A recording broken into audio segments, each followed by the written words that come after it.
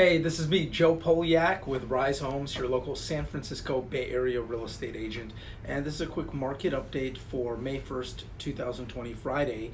And as you've probably already heard, the shelter in place has been extended until May 31st from May 3rd. And for the 6 Bay Area counties. And let's just dive into how that's going to affect our local real estate market and what's going on the day-to-day. So currently, we are able to do in-person showings, but there needs to be 2 clients maximum and 1 real estate agent. And we need to wear a face mask and have gloves, and it's best practices to wear booties on the feet and have Lysol wipes and hand sanitizer and stay 6 feet away from one another.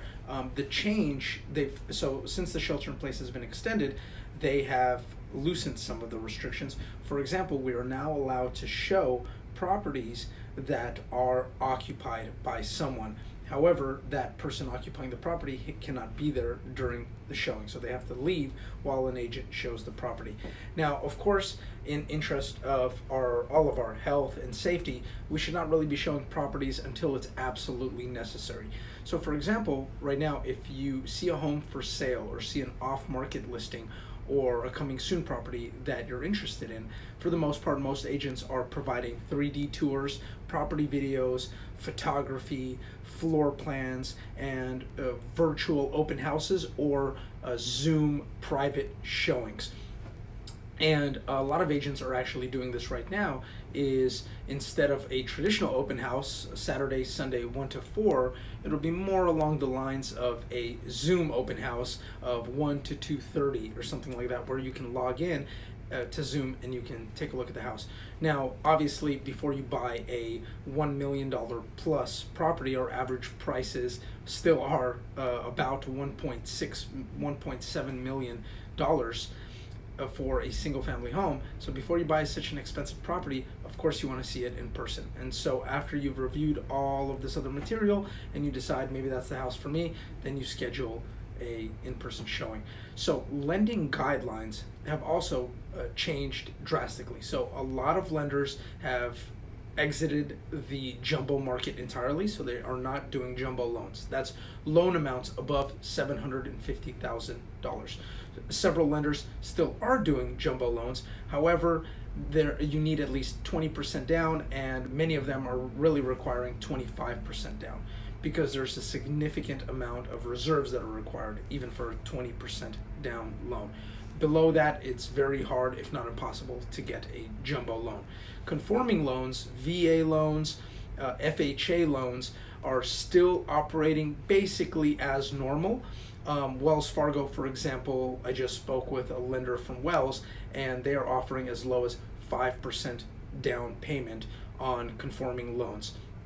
Many banks, B of A, Citibank, are still offering 5, 10, 15% down payment loans on conforming, and they are offering FHA loans, which is the first-time homebuyer program, at 3.5% down with mortgage insurance, PMI. That's to the best of my knowledge today.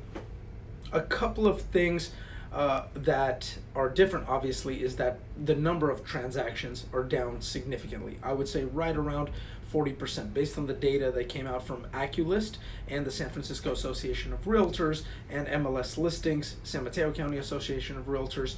All of those data sources point to essentially a roughly 40% drop year over year between around the same time, beginning of March to end of April, that there is a roughly 40% drop in new homes coming on the market and homes going into contract, meaning an offer is accepted and then the property goes either pending or contingent.